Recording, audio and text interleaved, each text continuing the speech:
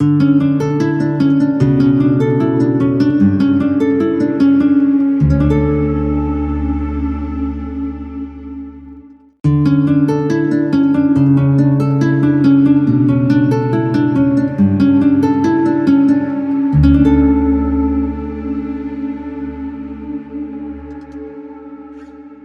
हाथ में बिजली का बिल था। जहन में सिर्फ यही ख्याल घूम रहा था कि खुदा करे बैंक में ज्यादा रश ना हो, बिल जमा करवाने वाले कम ही हों, ताकि जल्दी से वापस आकर दफ्तर के कुछ काम कर सकूं। यही सोचते हुए मैंने दफ्तर को लॉक किया और तेज कदम उठाता हुआ सीढ़ियों से नीचे ग्राउंड फ्लोर की जानिब चल पड़ा। हमारा दफ्तर पहली मंजिल पर था, इसलिए ग्राउंड फ्लोर तक पहुंचने के लिए चंद सीढ़ियां उतरनी पड़ती थी। मैं कुछ ज्यादा जल्दी में था, क्योंकि दफ्तर के बाकी कामों की फहरिस्त मैं अपने जहन में पहले ही तैयार कर चुका था कि किस काम को पहले और किस तरतीब से सर अंजाम देना है। ग्राउंड फ्लोर पर ट्रैवल एजेंसियों और कोरियर सर्विस के कई दफातर थे, जिनमें काफी लोगों से मेरी अच्छी खासी सलाम दुआ थी। सुबह के करीब 9:45 बजे का वक्त था और गर्मी की शिद्दत सुबह से ही काफी बढ़ गई थी। जैसे ही मैं नीचे उतरा तो नईम साहब से मुलाकात हो गई। ये एक कोरियर सर्विस के ऑफिस में नए नए मुलाजिम हुए थे, लेकिन अपनी खुश इखलाकी और मिलनसार तबीयत की वजह से उन्होंने करीब सभी आसपास के लोगों से अच्छी जान पहचान बना ली थी। सादा से इंसान थे, दरमियाना कद, दुबले पतले और काफी खुश मिजाज से थे। मैंने उन्हें हमेशा शलवार कमीज में ही मलबूस देखा था। मेरी करीब रोज उनसे सलाम दुआ होती थी, पर उस दिन मुझे देखकर वो बाजिद हो गए कि जनाब, आज तो मैं आपको चाय पिलाकर ही रहूंगा। आप हर दफा फिर कभी का नारा लगाकर चले जाते हैं, पर आज कोई बहाना नहीं चलेगा। मैंने लाख मिन्नत समाजत की कि मैं जरा जल्दी में हूं। बैंक में रश बढ़ गया तो दफ्तर के बाकी काम धरे के धरे रह जाएंगे। चलें, इतनी सहूलत तो दीजिए कि मैं पहले बिल जमा करवाऊं, वापसी पर आपके पास चाय के लिए हाजिर हो जाऊंगा। उन्होंने मेरी तरफ मुस्कुरा कर देखा और बोले, मैं फिर चाय वाले को ऑर्डर दे देता हूं। हाँ जी, मैं बस यूं गया और यूं आया, मैंने चुटकी बजाते हुए कहा। मेरे अंदाज पर वो एक दफा फिर मुस्कुरा दिए।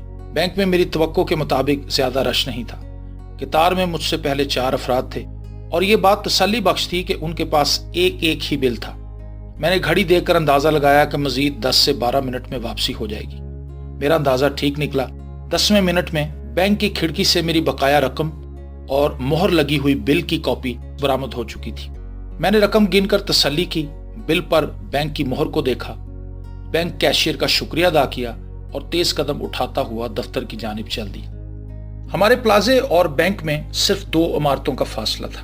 मैं चंद सातों में बैंक से नईम साहब के दफ्तर पहुंच गया, लेकिन यहां का मंजर देखकर मेरे पैरों तले से जमीन निकल गई। चाय वाला लड़का और शफीक साहब, जिनका दफ्तर नईम साहब के बिल्कुल साथ था, नईम साहब को उठाकर उनके दफ्तर में ले जा रहे थे। नईम साहब का जिस्म बिल्कुल बेजान हो चुका था। क्या हुआ? मैंने हैरत से शफीक साहब की तरफ देखा। पता नहीं जनाब, मैं तो सिगरेट पीने बाहर निकला था कि मैंने इन्हें अपना सीना मलते हुए देखा। इससे पहले कि मैं इन्हें पकड़ता, ये जमीन पर गिर गए। मेरे ख्याल से तो इनकी मौत हो गई है। चाय वाले ने नब्ज देखते हुए कहा। मेरे सामने एक बेजान वजूद पड़ा था। मेज पर चाय के 2 कप पड़े थे, जिसमें से एक मेरा और दूसरा नईम साहब का था।